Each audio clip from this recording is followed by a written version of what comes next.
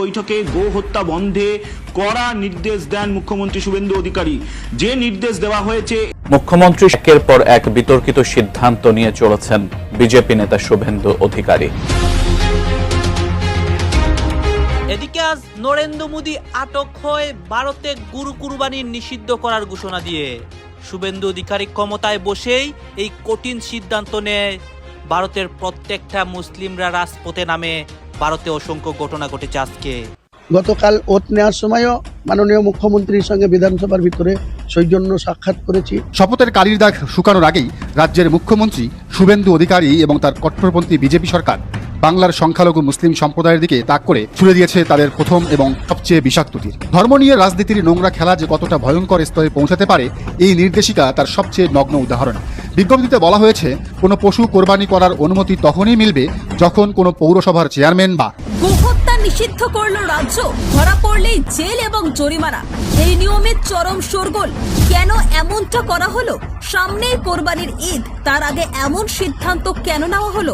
BJP সরকার ক্ষমতা গঠনের পর অনেকের মনে একটাই প্রশ্ন ছিল, বিজেপি সরকারের জনপ্রিয় প্রকল্প অন্নপূর্ণা ভান্ডার প্রকল্প কবে চালু হবে। বাস্তবের তপ্ত ময়দানে দাঁড়িয়ে তিনি যখন বলেন, আমার রাজ্যে কোনো মুসলিমের গায়ে আঁচড় লাগলে ইতিহাস হয়ে যাবে, তখন কেঁপে ওঠে দিল্লির মসনদ। তখন ভারত কি নতুন কোনো বিপ্লবের সাক্ষী হচ্ছে?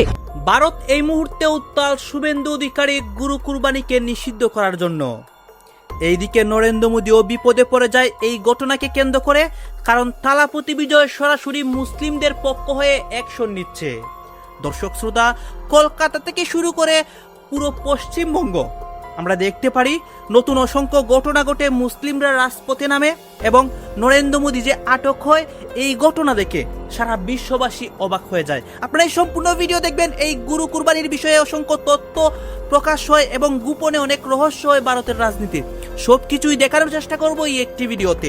আসুন আমরা কথা বাড়াবো না, আমরা সরাসরি ভিডিওর মূল আলোচনাগুলোতে চলে যাব। আর এই মুহূর্তের বড় খবর, গো হত্যা বন্ধে কড়া রাজ্য সরকার, এসপি সিপিদের বৈঠকে নির্দেশ মুখ্যমন্ত্রীর। কথা বলবো, সরাসরি চলে যাব প্রতিনিধি সোমরাজের কাছে। সোমরাজ, কি খবর আছে এখনো পর্যন্ত, কি নির্দেশ সরকারের?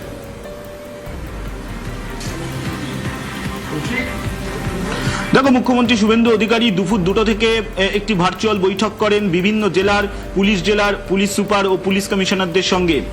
প্রায় আধ ঘন্টারও বেশি সময়সীমা ধরে এই ভার্চুয়াল বৈঠক করা হয় নবান্ন থেকে, এবং সেই বৈঠকে গো হত্যা বন্ধে কড়া নির্দেশ দেন মুখ্যমন্ত্রী শুভেন্দু অধিকারী।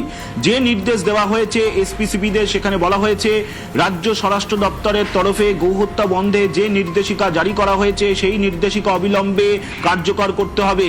শুধু তাই নয়, সার্টিফাইড জায়গা ছাড়া অন্য কোথাও যাতে গো হত্যা না হয় সেটাও নিশ্চিত করতে হবে। পাশাপাশি এটাও নির্দেশ দেওয়া হয়েছে যে ধর্মীয় প্রতিষ্ঠানের লিমিটের বাইরে যাতে কোনোভাবেই সাউন্ড না যায়, সেটাও পুলিশকে নিশ্চিত করতে হবে। এছাড়াও বলা হয়েছে যে গাড়িতে করে বেআইনি ভাবে যেভাবে পশু নিয়ে যাওয়া হয়, সেটাও যাতে না হয়, সেটাও নিশ্চিত করতে হবে। প্রায় 30 মিনিটেরও বেশি সময়সীমা ধরে মুখ্যমন্ত্রী শুভেন্দু অধিকারী আজই বৈঠক করেন এসপিসিপিদের সঙ্গে। সেই বৈঠকেই এই নির্দেশ দেওয়া হয়েছে বলেই সূত্র মারফত জানা যাচ্ছে। সোমরাজ, এইটা কতদিনের মধ্যে নির্দেশ পালন করতে হবে, এরকম কোনো ডেডলাইন, সময়সীমা বেঁধে দেওয়া হয়েছে কিনা?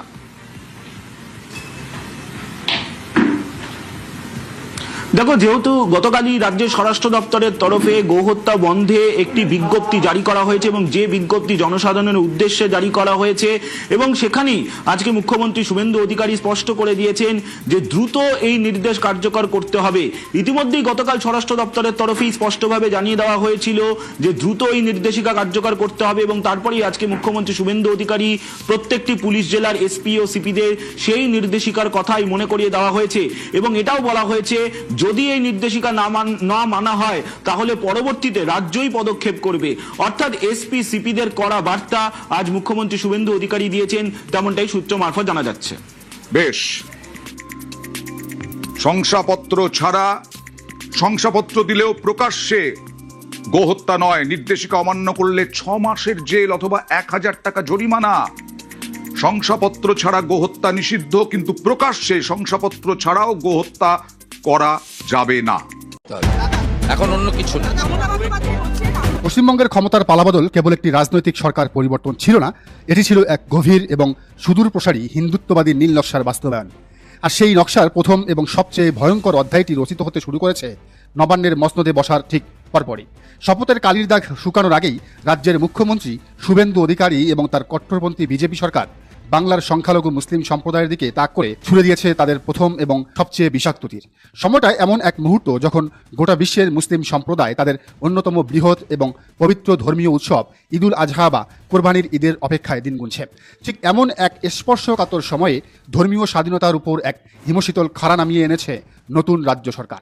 বৃহস্পতিবার 13ই মে পশ্চিমবঙ্গ সরকারের পক্ষ থেকে এমন একটি নির্দেশিকা এবং বিজ্ঞপ্তি জারি করা হয়েছে যা আক্ষরিক অর্থেই রাজ্যে এক ভয়ঙ্কর আতঙ্কের পরিবেশ এবং দম বন্ধ করা স্নায়ুযুদ্ধের জন্ম দিয়েছে। কি বলা হয়েছে এই বিজ্ঞপ্তিতে? সরকার অত্যন্ত সুকৌশলে সুপ্রিম কোর্ট এবং কলকাতা হাইকোর্টের পুরনো নির্দেশের দোহাই দিয়ে এবং পশ্চিমবঙ্গ পশু হত্যা নিয়ন্ত্রণ আইন 1950-এর ধুলো পড়া পাতা উল্টে এক ভয়ঙ্কর ফতোয়া জারি করেছে। বিজ্ঞপ্তি অনুযায়ী প্রকাশ্যে যত্রতত্র বা বাড়ির আঙ্গিনায় আর কোনোভাবেই গরু, ষাঁড়, বলদ, বাছুর, পুরুষ ও স্ত্রী মহিষ বা মহিষের বাচ্চা কোরবানি করা যাবে না।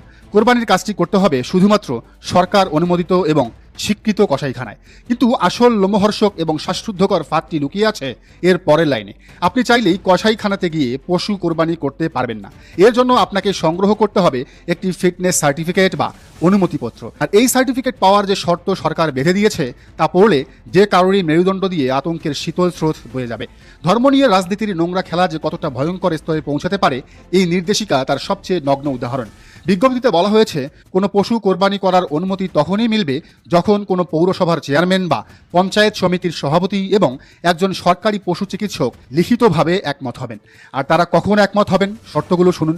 পশুটিকে তখনই কোরবানির উপযুক্ত বলে ঘোষণা করা হবে যখন কাজ ও প্রযোজনের ক্ষেত্রে পশুটির বয়স 14 বছরের বেশি হবে, অথবা পশুটি বার্ধক্য, আঘাত, বিকৃতি বা অন্য কোনো দুরারোগ্য ব্যাধির কারণে স্থায়ীভাবে অক্ষম হয়ে পড়বে। একবার ঠান্ডা মাথায় চিন্তা করুন এই নিয়মের পেছনের শয়তানি বুদ্ধিটা।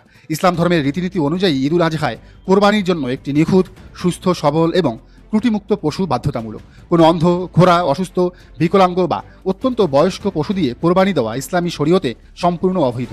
আর ঠিক এই জায়গাতেই শুভেন্দু অধিকারীর সরকার সবচেয়ে বড় এবং ভয়ঙ্কর আইনি জাতাকলটি বসিয়েছে। সরকার বলছে সুস্থ এবং সবল পশু কোরবানি করা যাবে না। কোরবানি করতে হলে পশুকে বিকলাঙ্গ, রোগাক্রান্ত বা 14 বছরের বেশি বয়স্ক হতে হবে। এর সোজা এবং পরিষ্কার অর্থ কি জানেন?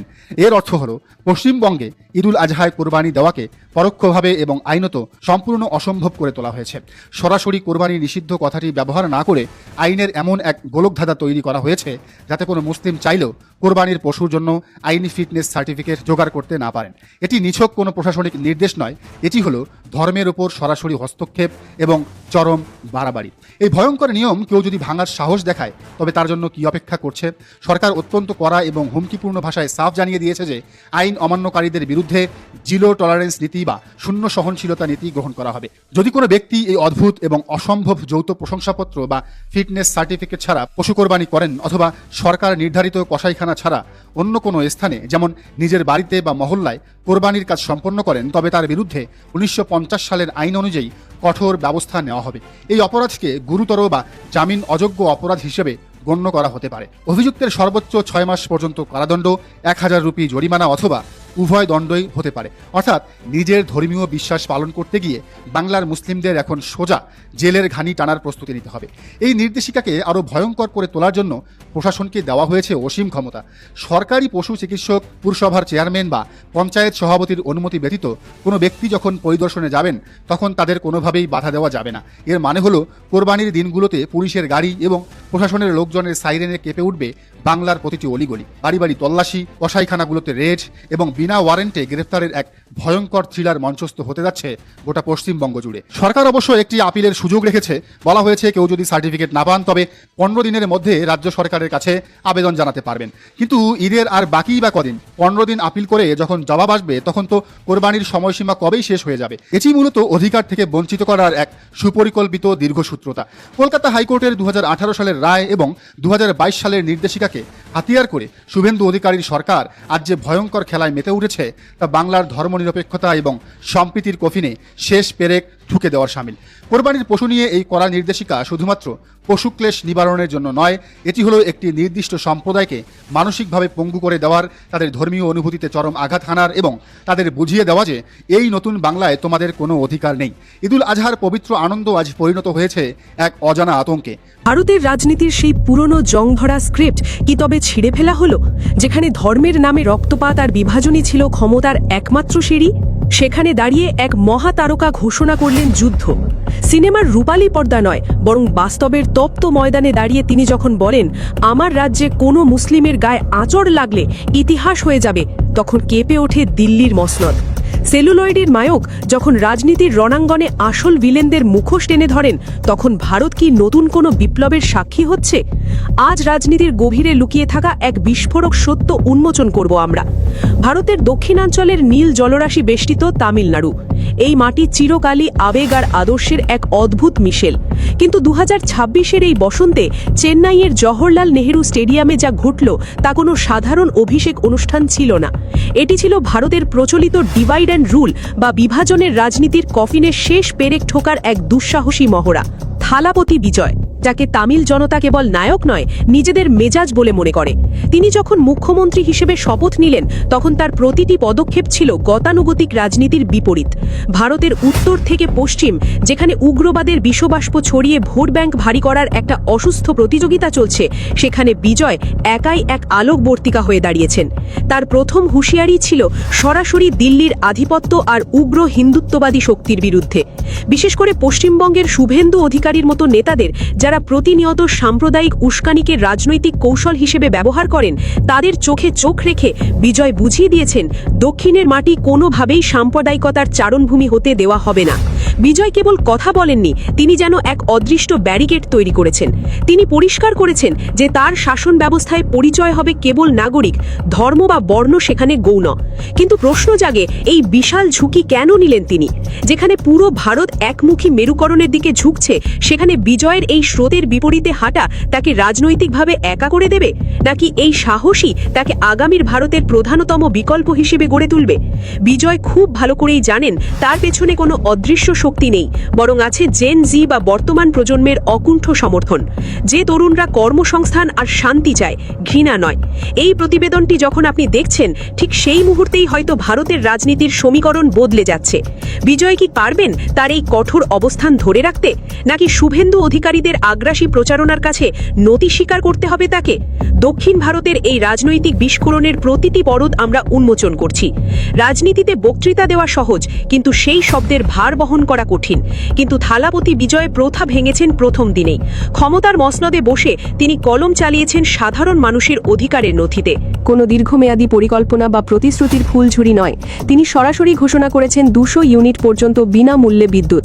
এটি কেবল একটি স্বাক্ষর ছিল না, এটি ছিল সাধারণ মানুষের পকেটে স্বস্তি ফিরিয়ে দেওয়ার এক তাৎক্ষণিক পদক্ষেপ। এরপরই তিনি হাত দিয়েছেন সমাজের সবচেয়ে গভীরে প্রথিত ক্যান্সারে, মাদক পাচারকারীদের বিরুদ্ধে তার কঠোর অবস্থান এবং বিশেষ টাস্ক ফোর্স গঠন প্রমাণ করে যে তিনি কেবল সাম্প্রদায়িক দাঙ্গা ঠেকানোর পাহারাদার নন, বরং তরুণ সমাজকে ধ্বংসের হাত থেকে বাঁচানোর এক অত্যন্ত্র প্রহরী। নারীদের নিরাপত্তার জন্য তার গঠিত বিশেষ বাহিনী ইতিমধ্যে কাজ শুরু করেছে, যা প্রশাসনের ওপর মানুষের আস্থা বহুগুণ বাড়িয়ে দিয়েছে। এখানে একটি তুলনামূলক বিশ্লেষণ অত্যন্ত জরুরি। আমরা যদি ভারতের পূর্ব প্রান্তের দিকে তাকাই, বিশেষ করে পশ্চিমবঙ্গের রাজনীতির চিত্র দেখি, তবে এক ভয়াবহ বৈপরীত্য ফুটে ওঠে। শুভেন্দু অধিকারীর মতো নেতারা যেখানে প্রতিবেশী দেশ বাংলাদেশের বিরুদ্ধে বিষোদ্গার করে, মুসলিম বিদ্বেষ ছড়িয়ে এবং এমনকি নোবেলজয়ী ডক্টর ইউনুসের মতো ব্যক্তিত্বদের আক্রমণ করে নিজের রাজনৈতিক ফায়দা লুটতে ব্যস্ত, সেখানে বিজয় কথা বলছেন সম্প্রীতির। শুভেন্দু অধিকারীর রাজনীতি গড়ে উঠেছে ঘৃণা আর আক্রমণাত্মক বয়ানের ওপর। সীমান্তের ওপারে জুজু দেখিয়ে এপারে ভোট গোছানোর এই নোংরা খেলা বিজয়ের রাজনীতির সম্পূর্ণ বিপরীত। বিজয় প্রমাণ করেছেন প্রতিবেশী দেশের মানুষকে গালি দিয়ে বা নিজের দেশের একাংশকে শত্রু বানিয়ে নয়, বরং সবাইকে এক সুতোয় গেঁথেও ক্ষমতার শিখরে পৌঁছানো সম্ভব। শুভেন্দু অধিকারী যখন বাংলাদেশের জুলাই বিপ্লবের যোদ্ধাদের অপমানজনক তকমা দেন, তখন তা কেবল এক অন্য দেশের অভ্যন্তরীণ বিষয়ে হস্তক্ষেপ নয়, বরং তা তার সংকীর্ণ রাজনৈতিক মানসিকতারই বহিঃপ্রকাশ। কিন্তু বিজয়ের দৃষ্টি অনেক স্বচ্ছ। তিনি জানেন উন্নয়ন এবং শান্তি কোনো বিশেষ গোষ্ঠীর জন্য নয়, এটি সবার অধিকার।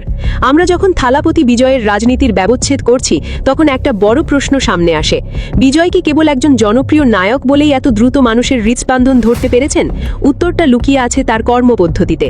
ভারতের বর্তমান রাজনৈতিক মানচিত্রে যেখানে উগ্রবাদ একটি লাভজনক পণ্য, সেখানে বিজয় সেই পণ্যের বাজার অচল করে দিয়েছেন। ভারতের অনেক বড় বড় নেতা মনে করেন একটি নির্দিষ্ট সম্প্রদায়কে কোণঠাসা করলে অন্য বড় একটি অংশের ভোট নিশ্চিত করা যায়। পশ্চিমবঙ্গের শুভেন্দু অধিকারীদের মতো নেতারা এই থিওরিকেই ধ্রুব সত্য বলে মেনে নিয়েছেন। তারা উন্নয়নের চেয়ে বিভাজনের গল্প শোনাতে বেশি পছন্দ করে। আপনারা তো দেখলেন এখানে কি কথা হচ্ছে, অনেকেই কিন্তু অনেক কথা বলতেছে। বিশেষ করে এখানে আমরা দেখতে পাচ্ছি ভারতের গরু কুরবানির বিষয়টাকে নিয়ে অসংখ্য কথা হচ্ছে এবং আরও দেশের রাজনীতির প্রেক্ষাপট নিয়ে কথা হয় এবং নরেন্দ্র মোদীর বিষয় বা শুভেন্দু অধিকারীর বিষয়ে কথা হয়। এই বিষয়গুলো দেখে আপনাদের মন্তব্য কি? আপনাদের গুরুত্বপূর্ণ মন্তব্যটা অবশ্যই আপনারা আমাদের কমেন্ট বক্সে লিখে যাবেন।